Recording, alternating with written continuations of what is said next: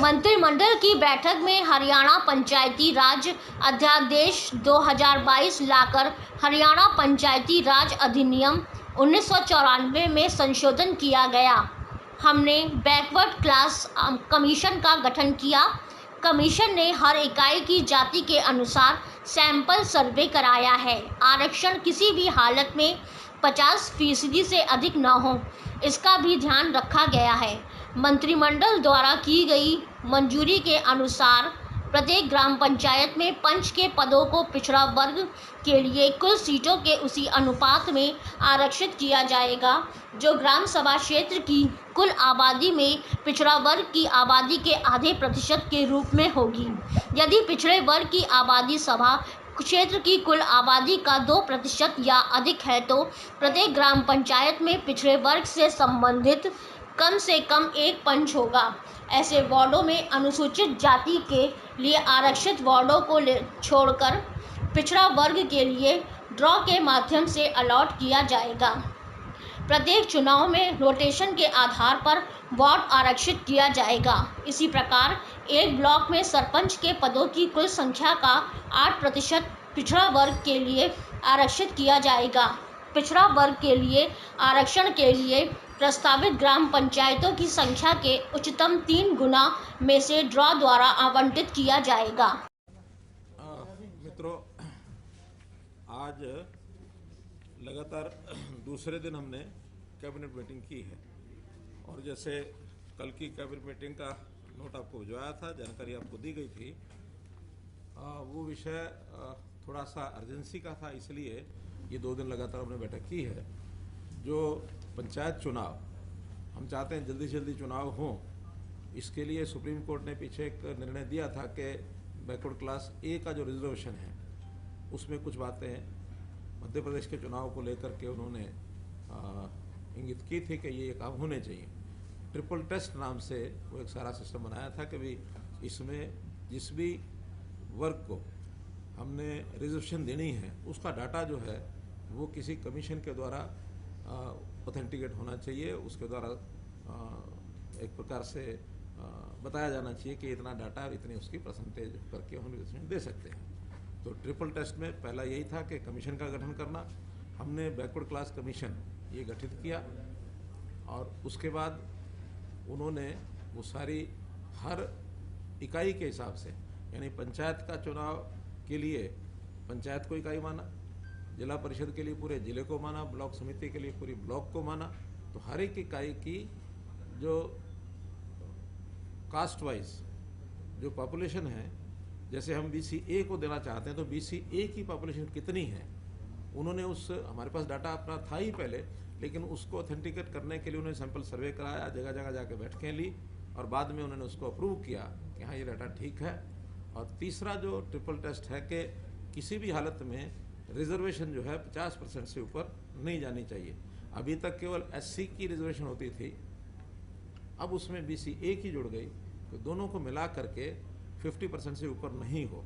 SC की क्योंकि पहले से तय है, तो जो BC का जो प्रेजेंटेशन जो कोटा बनेगा बैकवर्ड क्लास BCA का इस कमीशन के हिसाब से, उसमें अगर तो 50% के अंदर पूरे का पूरा दिया जा सकता तो जो बताया वो पूरा देंगे, और अगर पूरा नहीं है कुछ कम रह जाता है तो 50% से जितना कम रहा है उतना देंगे। ऐसा एक निर्णय किया और मोटे मोटे सिद्धांत जैसे बनाए गए हैं उसके अंदर हर गांव की BCA की पॉपुलेशन जो होगी उस पॉपुलेशन की जो परसेंटेज शेयर है उसका 50% उस गांव में मेंबर पंचायत वो रिजर्व होंगे और उसकी रिजर्वेशन कमीशन की रिपोर्ट नहीं है, लेकिन हमने डिपार्टमेंट की ओर से चुनाव आयोग को कहा कि इसका रोटेशन में उसको वो करवाएं, लेकिन कम से कम BCA की अगर 2% भी पॉपुलेशन है तो एक मेंबर जरूर होगा। 2% में से एक बनता नहीं, लेकिन एक की हमने उसमें रखी है कि 2% भी पॉपुलेशन है या इससे आसपास है, 2 से थोड़ा एक्सीड भी करती है तो एक मेंबर जरूर होगा, और अगर ज़्यादा मेंबर बनते हैं तो फिर ज़्यादा मिलेंगे।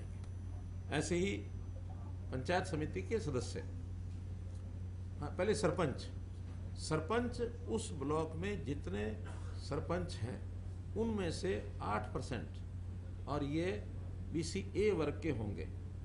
यानी अगर 50 सरपंच हैं किसी ब्लॉक में तो 4 सरपंच BCA के होंगे। और इसमें BCA की आबादी के जो गांव हैं हाईएस्ट उससे 3 गुना, यानी 4 अगर रखने हैं तो 12 गांव ऊपर वाले पंचायतें वो छांट करके उसमें उसका लॉटरी से रोटेशन होगा। 12 में से 4 सेलेक्ट करेंगे, अगली बार ये 4 छोड़ देंगे, बाकी 8 में से 4, और दूसरी बार वो 4 भी होने के बाद जो बच गए 4 वो तीसरे इलेक्शन में BCA के होंगे। तो BCA का हाईएस्ट पॉपुलेशन के जो गांव है सरपंच का रोटेशन उसमें होता रहेगा। पंचायत समिति में जितने भी उस ब्लॉक की आबादी BCA की है उस परसेंटेज के 50% के बराबर और उसके मेंबर वो चुने जाएंगे और उनको भी रोटेशन से और रिजर्वेशन तय होगी। ऐसे ही जिला परिषद मेंबर्स उसमें भी इसी फार्मूले से रोटेशन से मेंबर्स तय होंगे। तो ये सारा as per supreme court order हमने कल इसको कमीशन की रिपोर्ट को हमने स्वीकार किया था। आज की बैठक में क्योंकि अब असेंबली देरी से आएगी, क्योंकि अर्जेंट नेचर का इशू है, तो इसलिए इस पर ऑर्डिनेंस की रिकमेंडेशन हम जो है गवर्नर साहब को कर रहे हैं ताकि जल्दी इसका वो ऑर्डिनेंस निकाल दें और उसके बाद उसका जो रोटेशन का क्रम है डिपार्टमेंट वो उसको पूरा करेगा और फिर चुनाव आयोग जो है स्वतंत्र है अपना टाइम टेबल जारी करने के। विषय तो 7-8 थे लेकिन बाकी कोई महत्व के नहीं है, छोटे छोटे विषय थे। मुख्य विषय आज का ये था जो आपके सामने। डिपार्टमेंट कब तक कर लेगा ये प्रक्रिया पूरी अपना लेगा? मुझे लगता है 4-5 दिन में डिपार्टमेंट इसको पूरा कर लेगा। पहले तो 2-3 दिन लगेंगे, अब मैं 2-3 दिन कह रहा हूँ लेकिन फिर भी राज्यपाल महोदय की उनके ऊपर है। हाँ नहीं इसका नहीं, अभी तो ऑर्डिनेंस आज यहाँ से जाएगा उनके पास और अब चूँकि 2 छुट्टियाँ भी हैं आगे तो आज कल में हो गया ठीक है, नहीं तो सोमवार तक मुझे लगता है कि उनको कर देना चाहिए। बाकी गवर्नर साहब की मर्जी है वो कब करेंगे। 4-5 दिन डिपार्टमेंट को लगेंगे। हाँ डिपार्टमेंट का टाइम टेबल उसमें तो उसके अनुसार वैसे डिपार्टमेंट को हमने कह दिया तैयारी करना वो शुरू कर दें ताकि जैसे ऑर्डिनेंस जारी हो जाए तो वो तैयार करके और हम चुनाव आयोग को लिख देंगे कि हमारी तैयारी तो पूरी। 30 सितंबर तक चुनाव हो पाएंगे या 5-4 दिन? देखिए अब ये सारा निर्भर करता है, ये 2-3 प्रक्रियाएं पूरी हो जाए। ये तो जब चुनाव आयोग जिस दिन घोषणा करेगा उसके उनको जो समय 25 से 30 दिन जो जरूरत होती है वो लगेंगे। हमारा मंशा हमारी यही थी कि हम सितंबर तक करा सकें, सप्ताह आगे पीछे हो जाएगा। सर ये जो पंचायत के चुनाव में BCA के रिजर्वेशन में जो प्रावधान किया है आपने तमाम पहलुओं पर जानकारी दी, यानी आपने जो बताया उसके मुताबिक जो कोटा 8% या जो रखा है, लेकिन अगर 2% भी संख्या है तो 1 सीट उनके लिए सुनिश्चित रहेगी।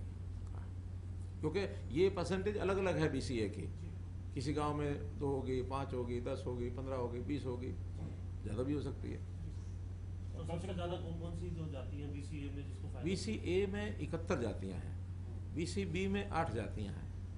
अब वो 71 जो हैं वो पढ़ना ज़रा मुश्किल है, लेकिन 8 जो हैं वो आपको पता है यादव है, गुजर है, बिश्नोई है, यादव हो गया ना, हीर 2 शब्द अलग अलग लिख करके फिर भी उसमें वो तो यादव हीर एक ही वर्ग है, गुजर सैनी है। तो ये जो मुख्य बैकवर्ड क्लास की जातियाँ हैं ये सब BCB में हैं। इनको रिजर्वेशन की ना उन्होंने डिमांड की ना आवश्यकता लगती, क्योंकि वो पहले से ही उनका जो रिप्रेजेंटेशन है वो एडिक्वेट हो जाता है और रिजर्वेशन उसी को दी जाती है। संवैधानिक प्रक्रिया है कि जहाँ की एडिक्वेट रिप्रेजेंटेशन ना हो तो जिसका नहीं होता उसको कम से कम उस लेवल तक लेकर आए। सर जो सर, हमें इसमें कुछ ऐसा भी है रोटेशन कि SC आबादी अगर कहीं ज़्यादा होगी तो वहाँ पर कैटेगरी जो है BCA को नहीं मिलेगा, ऐसा कुछ? लिमिट है 50%। अगर पहले से मानो कहीं SC की आबादी बहुत ज़्यादा है, सपोज 40% जो है SC का पहले से तय है, वो तो कम करेंगे नहीं, कर नहीं सकते। और मान लो कहीं BCA 15% है तो उनको 15 ना मिलकर सिर्फ 10 मिलेगा। तो ये जो रोटेशन कह रहे हैं जो जैसे टॉप की 12 पंचायत हमने लेनी है वो अभी पहले लॉट में हमसे टॉप वाली लेंगे या सिर्फ उनको लॉटरी निकाल? नहीं 12 टॉप की लेंगे, 12 टॉप की लेंगे। उसमें से Next time 4 में नहीं, उसमें से 4 लॉटरी से निकालेंगे 12 में से। हाँ टॉप 12 लेके फिर 4 का ड्रॉ निकालेंगे। हाँ फिर जो 8 बचेंगे अगली बार उसमें से 4 निकालेंगे। ये सर जिला परिषद और पंचायत समिति में भी ऐसा रहेगा? हाँ नोटिस तो मुख्य रूप से तो ये विषय था। बहुत बहुत धन्यवाद। Thank you sir.